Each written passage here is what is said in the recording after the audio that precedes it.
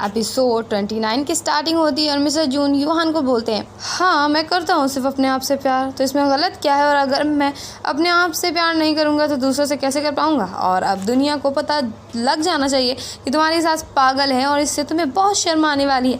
और इतना बोल वो उसे मैंगजी के घर की चाबी दे देते हैं और यूहान गुस्से में चाबी लेकर बोलता है, आज से आप मैंगजी, मॉम और मेरे बच्चे से दूर रहेंगे और उन लोगों को मैं आपसे बचाऊंगा। इतना बोल यूहान वहाँ से चला जाता है। मिस्टर जून बोलते हैं, इतनी हैसियत है तुम्हारी जो तुम उन लोग को प्रोटेक्ट कर पाओ, वो भी मेरे से। और इधर गू कैन मिस्टर मिंग से मिलने के लिए आती है, जहाँ वो बोलती है, आपको पता है चुन ने एक बेकार सा जोक मारा था कि आप मेरे से हम लोग की शादी को लेकर डिस्कस करना चाहते हो। तो मिस्टर मिंग बोलते हैं, तुम उसे पसंद नहीं करती हो लेकिन मेरा बेटा तुम्हें बहुत पसंद करता है। तो गू कैन बोलती है, वो मुझे बस एक साइड डिश की तरह देखता है, मुझे नहीं लगता वो मुझे पसंद करता होगा। तो मिस्टर मिंग बोलते हैं, चुन तुम्हें बाकी लड़के से काफ़ी अलग तरीके से ट्रीट करता है और वो तुम्हें पसंद करता है और ये बात तुम्हें भी पता है। और एक बात मैं जानता हूँ कि तुम भी उसे पसंद करती हो। और अब मिस्टर मिंग मेन पॉइंट में आकर बोलते हैं, मैं अब अपनी पोजीशन वापस लेना चाहता हूँ मिंग त्यान कॉर्प में, इसलिए मैं वापस अपने कंपनी में ज्वाइन होने वाला हूँ और इस कंपनी का स्ट्रेस जो है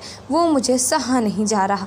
तो गू कैन बोलती है, आपको पता है ना मैं ऑलरेडी दूसरी जगह काम करती हूँ। तो मिस्टर मिंग बोलते हैं, मैं जानता हूँ तुम्हारे लिए ये मुश्किल होगा लेकिन मैं चाहता हूँ कि तुम मेरी मदद करो।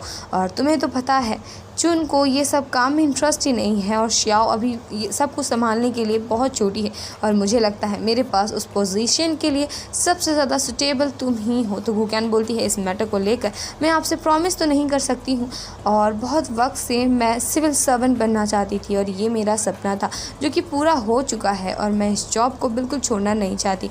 और ये सुन मिस्टर मिंग को थोड़ा बुरा ज़रूर लगता है लेकिन वो उसके डिसीज़न की रिस्पेक्ट करते हैं। और इधर हम हॉस्पिटल में गू कैन की मॉम को देखते हैं जिनके पेट में बहुत दर्द हो रहा था लेकिन वो लियाओले के सामने ये जाहिर होने नहीं दे रही थी। बट उनको अगेन बहुत दर्द होना चालू हो जाता है जो देख लियाओले तुरंत डॉक्टर को बुलाता है। और अब गू कैन जल्द से जल्द हॉस्पिटल आती है जहाँ लियाओले उसे बताता है मॉम का चेकअप हो रहा है और डॉक्टर ने बोला है कि कैंसर सेल अभी तक ख़त्म नहीं हुआ है और इस बार मॉम की कंडीशन बहुत सीरियस हो चुकी है और अब मॉम फॉरेन कंट्री की ही मेडिसिन से ठीक हो सकती है और इसमें बहुत पैसे लगने वाले हैं।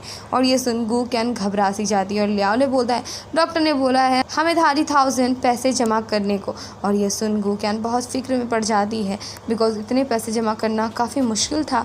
और अब गू कैन को हम ऑफिस पे देखते हैं जहाँ यूहान उसे परेशान होने की वजह पूछता है और गू कैन उसे सारी बातें बता दी हैं जो सुन यूहान को फिक्र होने लगती है। और वो भी जानता था कीमोथेरेपी में बहुत पैसे लगने वाले थे इसलिए वो अपने एटीएम कार्ड गू कैन को दे देता है लेकिन गू कैन पैसे लेने से साफ इनकार कर देती है। तो यूहान बोलता है, हम लोग लवर बन के नहीं रह पाए तो क्या मेरी दोस्त बनकर नहीं रहोगी? प्लीज़ ये पैसे ले लो और जब तुम्हारे पास पैसे आ जाए तो मुझे लौटा देना। और ये सुन गू कैन उसके पैसे लेने के लिए मान जाती है। और इधर हम लियाओले को देखते हैं जो कि मिस्टर जून से मिलने के लिए उनकी कंपनी के बाहर आए हुए थे बट गार्ड उसे अंदर जाने दे ही नहीं रहा था। और तभी मिस्टर जून कंपनी के बाहर आते हैं और लियाओले उनके पास जाने ही वाला था कि वो सुनता है मिस्टर जून बोल रहे थे अपने असिस्टेंट को कि अगर आज के बाद से कोई भी सड़ने वाला आए उसे कह देना मैं उन लोग से कभी नहीं मिलूँगा। और ये सुन लियाओले को बहुत बुरा लगता है बिकॉज मिस्टर जून का साफ मतलब गू कैन और लियाओले से ही था। और अब लियाओले गू कैन के पास आकर उसे सारी बातें बताता है मिस्टर जून वाली। तो गू कैन उसे ही सुनाने लग जाती है कि तुम वहाँ गई ही क्यों थे मेरे से बिना पूछे। तो लियाओले बोलता है, मॉम को इतना सफ़र सिर्फ जून की वजह से करना पड़ रहा है, ये सब उनकी गलती है। अगर आज वो मॉम का ख्याल रखते ना तो ये दिन देखना ना पड़ता। और डॉक्टर का कहना है कि मॉम की तबीयत इतनी ख़राब सिर्फ डिप्रेशन की वजह से हुई है। और इधर मिस्टर मिंग की वाइफ उनकी तबीयत को लेकर रो रही थी लेकिन मिस्टर मिंग उन्हें रोने से मना कर रहे थे। और इधर हम चुन को देखते हैं जिसे लियाओले कॉल कर अपनी माँ की कंडीशन के बारे में बताता है।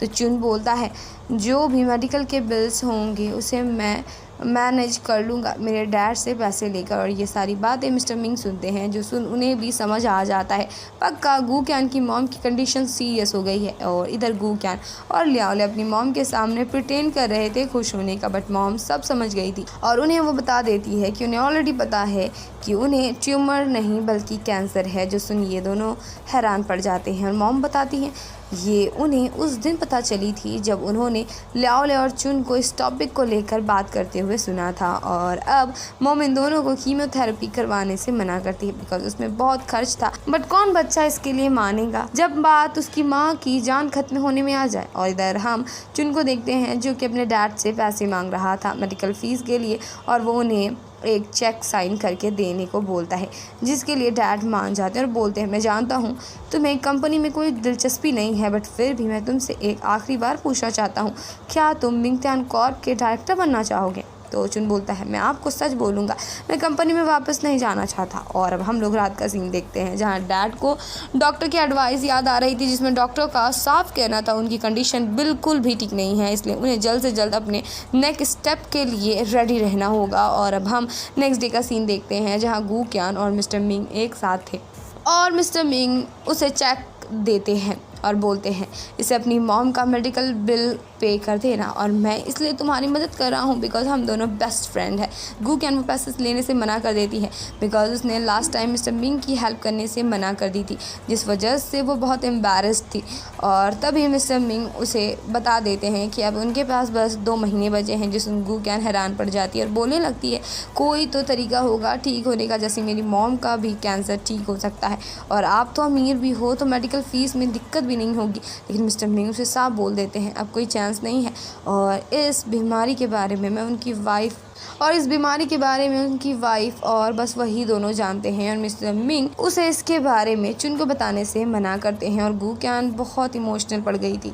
तो मिस्टर मिंग बोलते हैं तुम्हें पता है मेरी कंपनी में सबसे पहला पैसा लगाने वाली औरत कौन थी।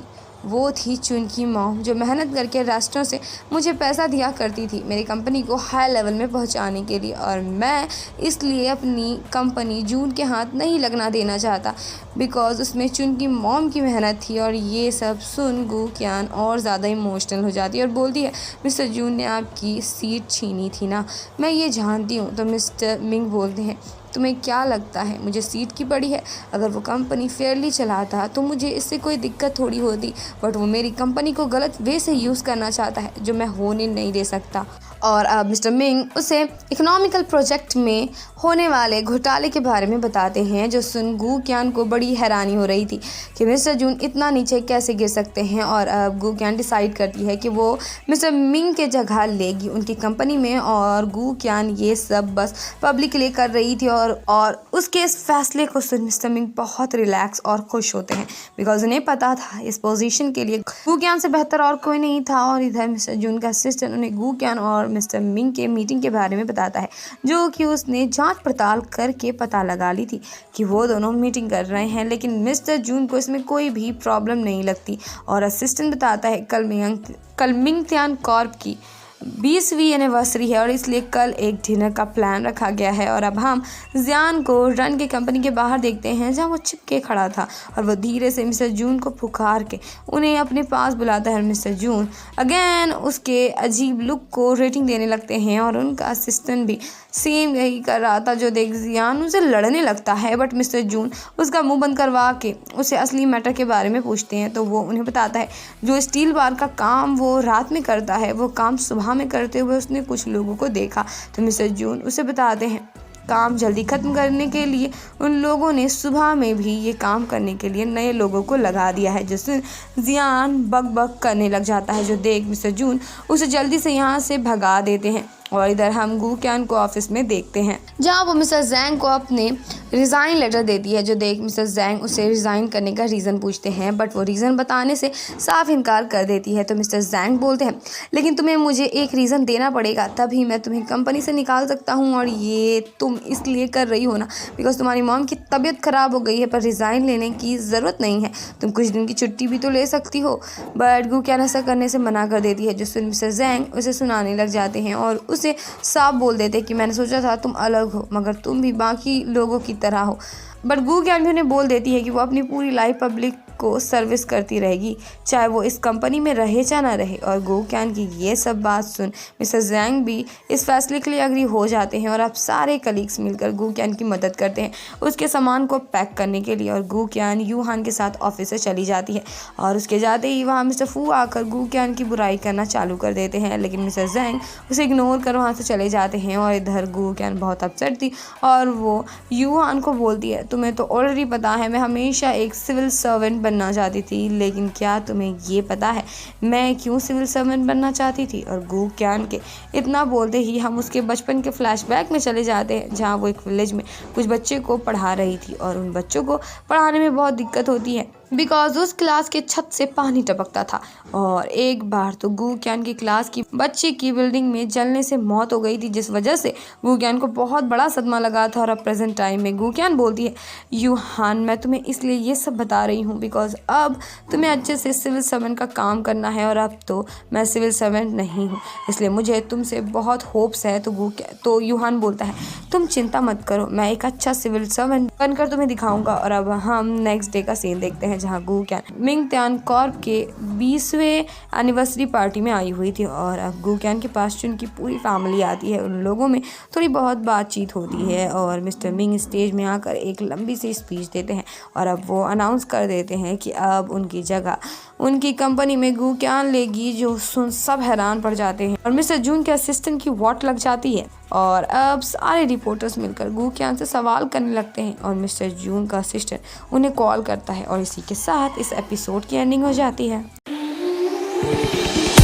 There was a time when you had me falling to the ground.